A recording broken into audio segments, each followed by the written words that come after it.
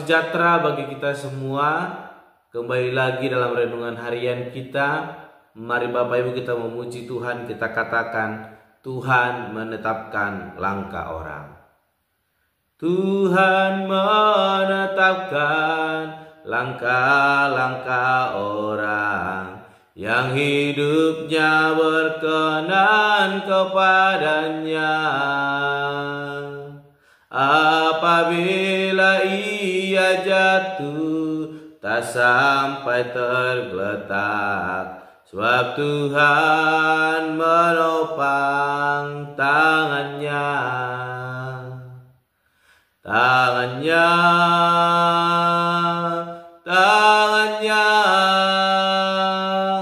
sebab Tuhan menopang tangannya.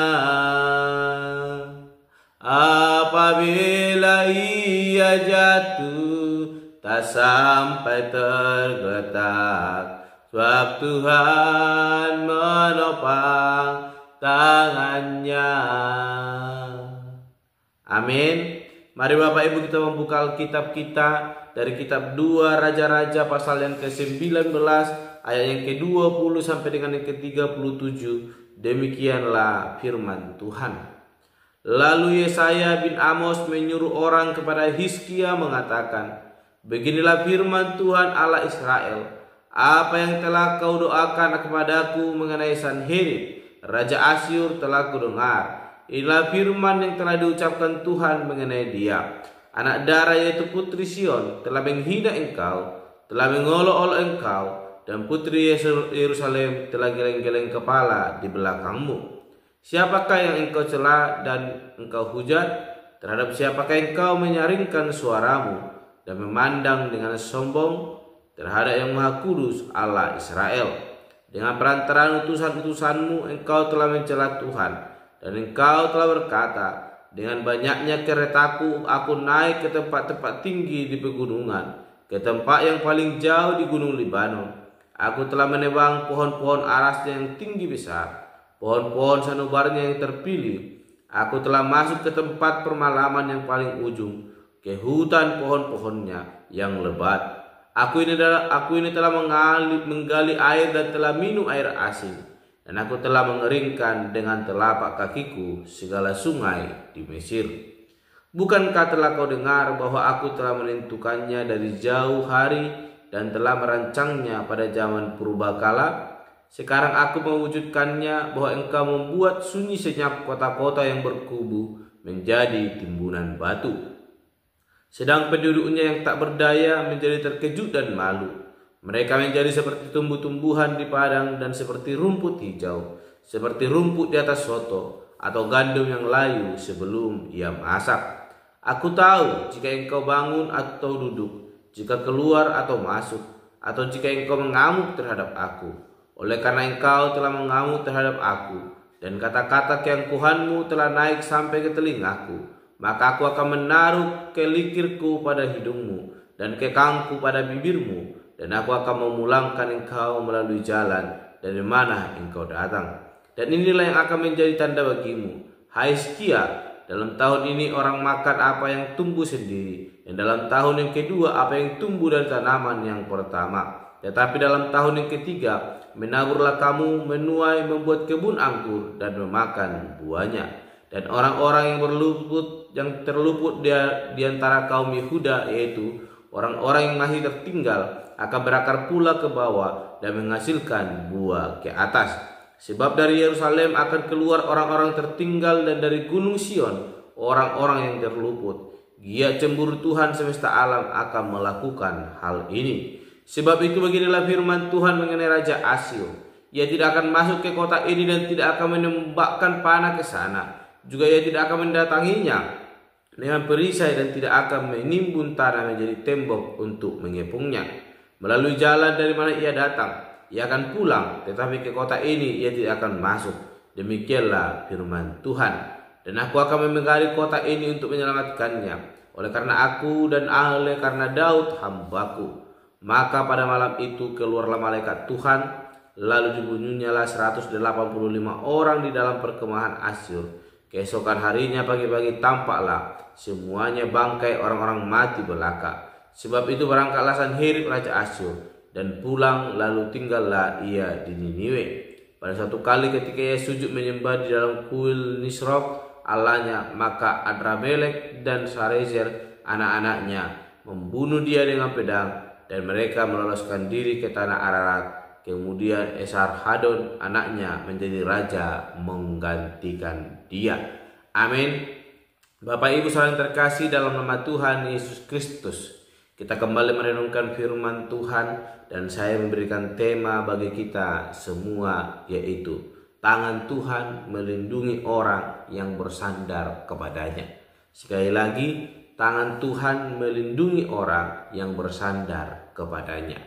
Bapak Ibu saudara terkasih dalam nama Tuhan Yesus Kristus, kita telah membaca ayat firman Tuhan akan kita renungkan hari ini. Bagaimana Raja Asyur akan memerangi Raja Hizkia, dan kita melihat di sini bahwa Allah berfirman kepada Amos dan menyampaikan itu kepada Hizkia, bagaimana tindakan Allah di dalam menolong kepemimpinan kerajaan Hizkia yang akan dikepung oleh Raja Asyur.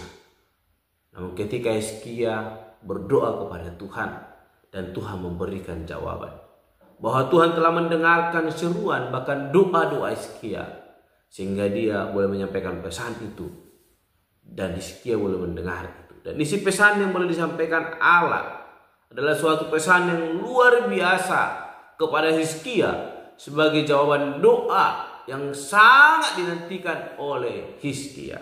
Kita melihat Bapak Ibu yang terkasih dalam nama Tuhan Yesus Kristus, dikatakan bahwa ayat ke-29, dan inilah yang akan menjadi tanda bagimu hai Hizkia, dalam tahun ini orang makan apa yang tumbuh sendiri, dan dalam tahun yang kedua apa yang tumbuh dari tanaman yang pertama. Tetapi dalam tahun yang ketiga menaburlah kamu, menuai, membuat kebun anggur, dan memakan buahnya.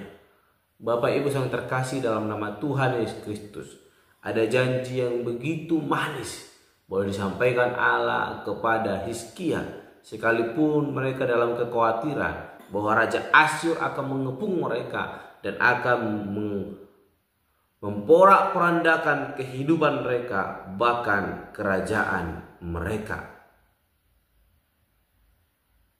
Bapak Ibu terkasih dalam nama Tuhan Yesus Kristus, apa yang boleh disampaikan oleh Tuhan sebagai jawaban doa daripada Hizkia? Kalau secara pikiran kita, kalau Tuhan belum bertindak namun sudah memberikan janji yang manis, bagi orang yang belum percaya akan janji Allah akan berkata omong kosong belaka. Namun kita adalah orang-orang yang telah mengalami anugerah Tuhan, dan saya percaya, dan Hizkia juga percaya itu, bahwa dia telah melihat bagaimana tangan Tuhan senantiasa boleh menolong nenek moyangnya, sehingga itu yang membuat keyakinannya boleh datang berdoa di hadapan Tuhan Allah. Sekalipun di ayat yang ke-24 kita melihat bagaimana Raja Asyur dengan kesombongannya, dia bagaikan tong kosong nyaring bunyinya berbicara, aku ini telah menggali air dan telah meminum air asin, dan aku telah mengeringkan dengan telapak kakiku segala sungai di Mesir. Bapak Ibu yang terkasih dalam nama Tuhan Yesus Kristus, ketika Hizkia mungkin mendengar ini, sesuatu hal yang sangat menakutkan bagi Raja Hizkia. Kita melihat raja sebelum Hizkia, dia bersekongkol, bersatu dengan Raja Asyur demi kenyamanannya sendiri, dan melupakan Allah yang mampu menolong kehidupan daripada kepemimpinan mereka.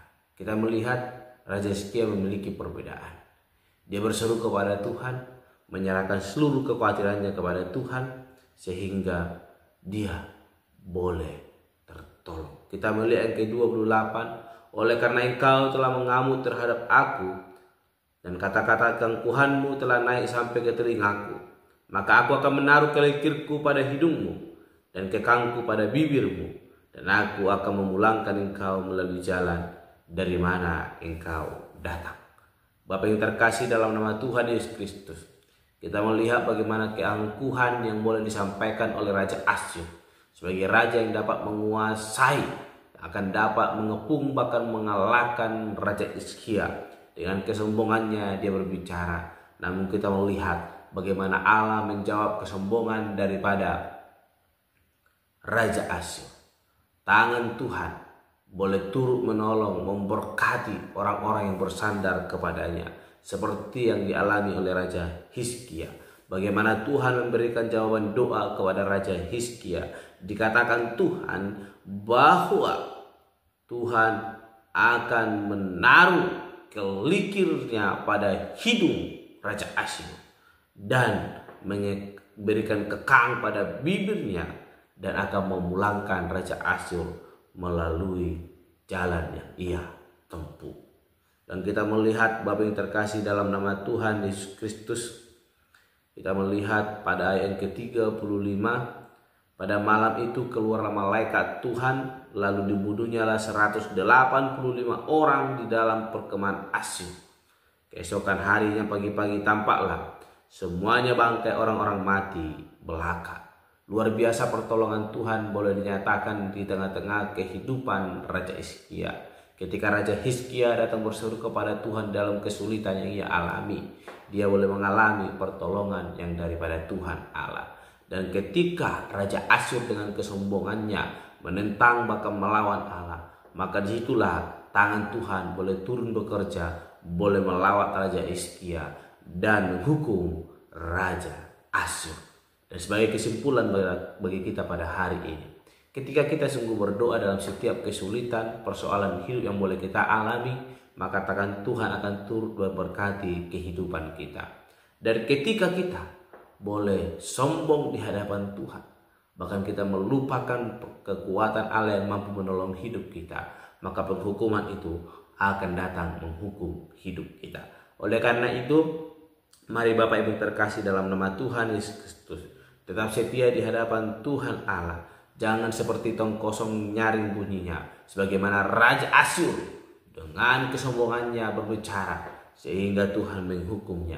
Namun kita melihat bagaimana kerendahan hati yang dimiliki oleh Hizkia. Dia berdoa kepada Tuhan dan dia yakin bahwa Allah mampu menolong kehidupannya. Sehingga kita melihat bahwa tangan Tuhan melindungi Raja Hizkia yang bersandar kepada Allah. Oleh karena itu tetaplah bersandar kepada Allah, maka Allah akan menolong memberkati kita. Amin. Mari kita berdoa. Bapa Surgawi, terima kasih untuk renungan hari ini yang memampukan bahkan mengingatkan, mengajarkan kami tetap setia di hadapan Tuhan Allah. Apapun situasi yang kami alami, kami boleh tetap datang kepada Tuhan Allah, memberikan kami hati yang mau sungguh bersandar kepada Tuhan. Sehingga Tuhan yang akan bekerja menolong memberkati hidup kami sebagaimana yang dialami oleh Raja Hizkia. Terpuji Engkau Bapa, dan Tuhan kami berdoa dan menurut renungan pada hari ini. Haleluya. Amin. Shalom Bapak Ibu, Tuhan Yesus memberkati.